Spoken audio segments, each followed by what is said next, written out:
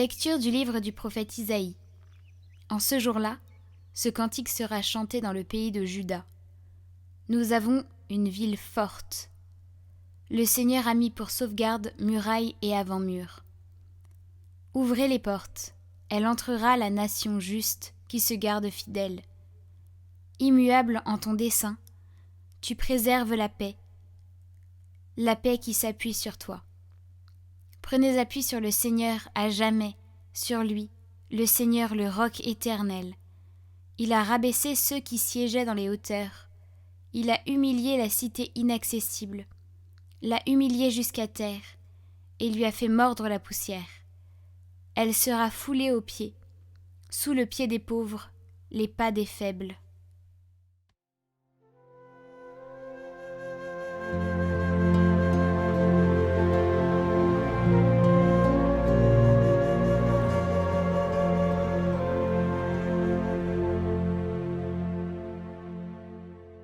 Béni soit au nom du Seigneur celui qui vient.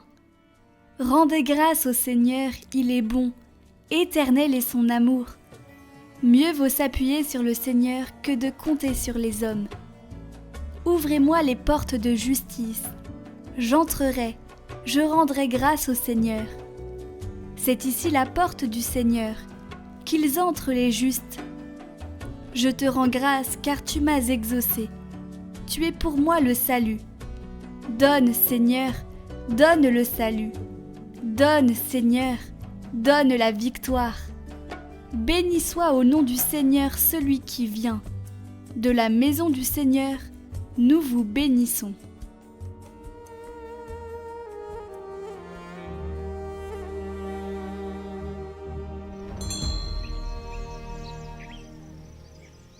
Évangile de Jésus-Christ selon saint Matthieu. En ce temps-là, Jésus arriva près de la mer de Galilée. Il gravit la montagne et là, il s'assit. De grandes foules s'approchèrent de lui, avec des boiteux, des aveugles, des estropiés, des muets et beaucoup d'autres encore. On les déposa à ses pieds et il les guérit. Alors la foule était dans l'admiration en voyant des muets qui parlaient, des estropiés rétablis, des boiteux qui marchaient, des aveugles qui voyaient. Et ils rendirent gloire au Dieu d'Israël. Jésus appela ses disciples et leur dit : « Je suis saisi de compassion pour cette foule, car depuis 3 jours déjà, ils restent auprès de moi et n'ont rien à manger. Je ne veux pas les renvoyer à jeûne, ils pourraient défaillir en chemin. » Les disciples lui disent : « Où trouverons-nous dans un désert assez de pain pour rassasier une telle foule ? » Jésus leur demanda : « Combien de pain avez-vous ? » Ils dirent : « 7, et quelques petits poissons. » Alors il ordonna à la foule de s'asseoir par terre. Il prit les 7 pains et les poissons, rendant grâce, il les rompit, et il les donnait aux disciples, et les disciples aux foules. Tous mangèrent et furent rassasiés. On ramassa les morceaux qui restaient, cela faisait 7 corbeilles pleines.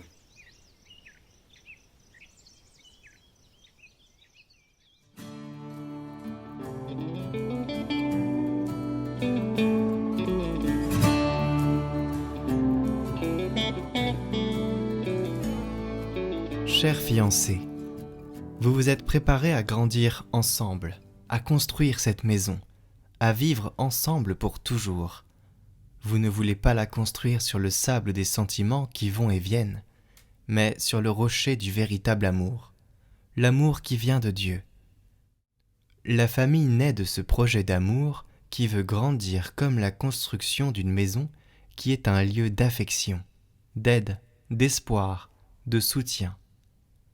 De même que l'amour de Dieu est stable et éternel, de même l'amour qui fonde la famille que nous voulons est stable et éternel. S'il vous plaît, ne nous laissons pas envahir par la culture du provisoire. Cette culture qui nous envahit tous aujourd'hui, cette culture du provisoire, cela ne va pas.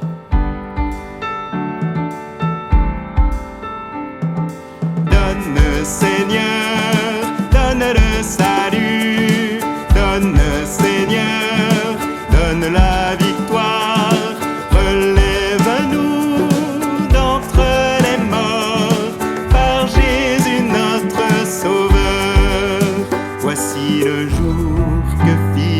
Seigneur, qu'il soit pour vous jour de fête et de joie. Louange à Dieu, car il est bon, car éternel est son amour. Donne, Seigneur, donne le salut, donne, Seigneur, donne la victoire. Relève-nous d'entre les morts, par Jésus notre Sauveur. Appuyons-nous sur Dieu le Seigneur, ne comptons pas sur les hommes puissants. N'ayons pas peur, Dieu est pour nous, car éternel est son amour. Donne, Seigneur, donne le salut, donne, Seigneur, donne la victoire. Relève-nous d'entre les morts, par Jésus notre Sauveur. Joie, clameur de victoire, le Seigneur seul est ma force et mon chant. Son bras puissant m'a défendu, car éternel est son amour. Donne, Seigneur, donne le salut, donne, Seigneur, donne la victoire. Relève-nous d'entre les morts, par Jésus notre Sauveur. Donne, Seigneur, donne le salut, donne, Seigneur, donne la victoire. Relève-nous d'entre les morts, par Jésus notre Sauveur. Donne, Seigneur, donne le salut, donne, Seigneur, donne la victoire. Relève-nous d'entre les morts, par Jésus notre Sauveur.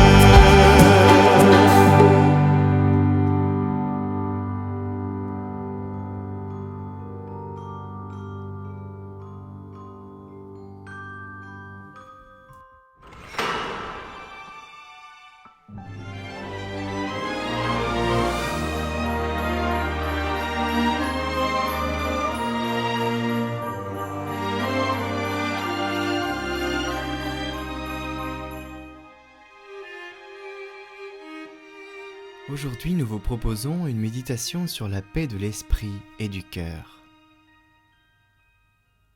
Pourquoi est-il si difficile d'avoir la paix dans cette vie ? Pourquoi nous laissons-nous troubler par tant de petites choses et d'aussi petites choses ? Dieu, la source d'où nous tirons notre origine, est le Père de la paix. Pourquoi donc sommes-nous si agités ? C'est que notre intelligence est d'une activité dévorante et qu'en même temps, elle n'a pas de plaisir comparable à celui d'errer libre et à l'aventure. Elle a besoin d'une occupation continuelle. Elle demande toujours à se nourrir d'images. Elle est prompte à les épuiser et néanmoins, elle est toujours insatiable. C'est ce besoin d'images qui rend la vie contemplative si difficile. La plus grande partie du pouvoir que le monde exerce sur nous vient de ce que nous l'avons laissé prendre possession de notre intelligence. Il serait bien moins difficile de le chasser de nos cœurs si nous pouvions une fois bannir ces images de notre esprit. Le pouvoir de Satan sur le cœur procède de son pouvoir sur l'esprit.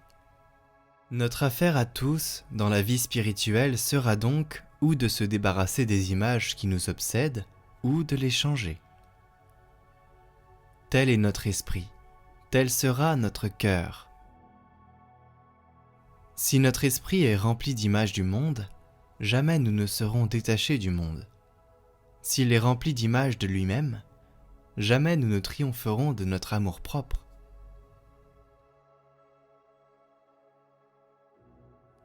Si notre esprit ne veut pas demeurer en repos sans que des processions sans fin se déroulent au-dedans de lui, eh bien, que ce soit des processions religieuses. Que les images qu'il admet soient les images de Dieu, de Jésus, de Marie, les images des choses célestes. Je ne prétends pas dire qu'il soit tout à fait facile d'arriver à ce résultat, mais c'est comparativement peu difficile. D'ailleurs, il faut nécessairement que nous en venions à bout.